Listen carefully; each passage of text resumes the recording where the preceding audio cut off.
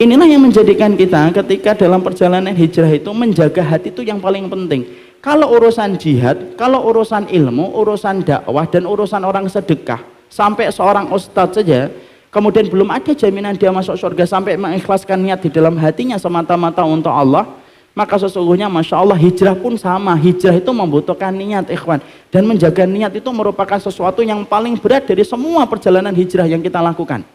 Makanya kita khawatir nih kalau hijrahnya kita tidak datang dari niat hati yang bersih. Yang kita khawatirkan itu apa? Kita menjadi walinya Allah di tengah keramaian, tetapi menjadi walinya setan ketika di tengah kesendirian. Kenapa? Hijrahnya bukan tulus karena Allah. Makanya kalau naik ke mobil kemudian ada temannya yang solih datang bersama dia, Masya Allah, disetel itu murotal. Nanti ketika temannya turun, ganti itu dangdutan. Nanti ketika dia ngelihat ke sana kemari tidak ada lagi, ganti lagi murotal lagi. Ada nggak yang semacam itu? Ada, ikhwan. Ada orang yang penampilan dohirnya itu kayak emas permata mempesona setiap mata ketika menyaksikan. Tapi wallah ketika dia sendirian berubah total, dia menjadi walinya setan tanpa kita ketahui.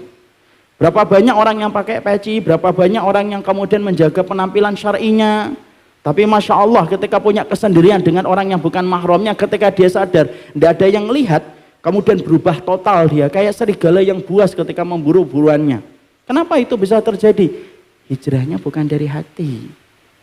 Hijrahnya kemudian hanya fokus pada penampilan tetapi tidak memperhatikan kondisi hati, ikhwan. Dan itu yang kita khawatirkan kalau kita tidak menyertakan Allah. Saya akan sampaikan kisah nyata ya. Ada salah satu jamaah saya, bapak-bapak di Jakarta. Orangnya itu selalu hadir di setiap majelis ilmu. Dalam kajian-kajian kitab itu rutin, selalu ada. Semoga Allah merahmati beliau orang yang baik. Kita ambil contoh ini sebagai ibrah saja. Dan saya sudah minta izin sama beliau. Satu waktu kemudian dia sedih gitu, ngomong sama saya, Ustadz saya pengen ketemu Ustadz sama istri saya.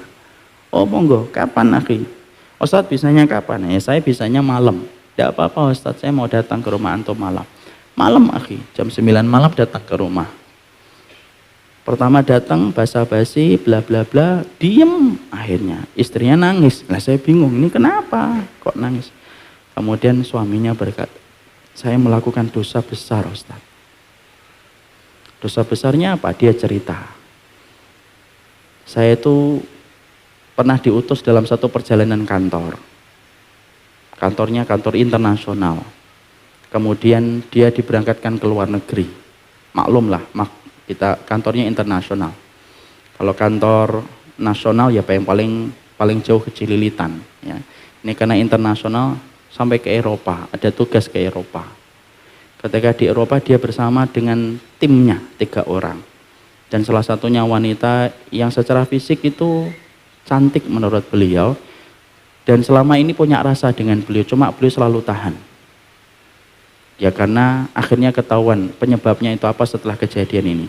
Pada perjalanan itu ketika sudah di Eropa, tidak ada orang yang tahu tentang dia. Nggak ada ustadz, nggak ada teman taklim, nggak ada teman kajian.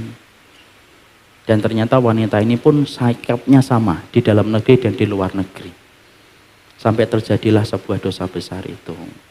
Sampai kemudian pulang, tapi akhirnya beliau gelisah, cerita sendiri dan akhirnya ingin bertaubat. Dia menceritakan kepada istrinya. Saya ketika mendengar itu kaget, betul-betul kaget. Karena apa? Saya dapati beliau itu selalu hadir di setiap majelis ilmu. Jangan tanya penampilannya ikhwan. Penampilan yang betul-betul syar'i. Tapi ketika saya tanya, kenapa Pak bisa kayak gitu? Bukannya Bapak adalah orang yang sering hadir dalam setiap kajian. Betul Ustaz. Tapi saya ternyata baru tahu, saya meninggalkan dosa itu bukan karena Allah, tapi karena pandangan manusia. Karena saya meninggalkan dosa karena ada teman kajian saya, itu ikhwan masjid sana, itu ikhwan masjid sana, itu ikhwan sana di sana. Dan cuma meninggalkan dosa itu karena itu. Makanya ketika saya berada di tempat perantauan di Eropa itu, celinguk saya, memastikan ini tidak ada orang yang saya kenal. Akhirnya saya jalan, saya makan berduaan. Dan ketika kemudian sampai di hotel pun akhirnya terjadilah hal yang besar itu.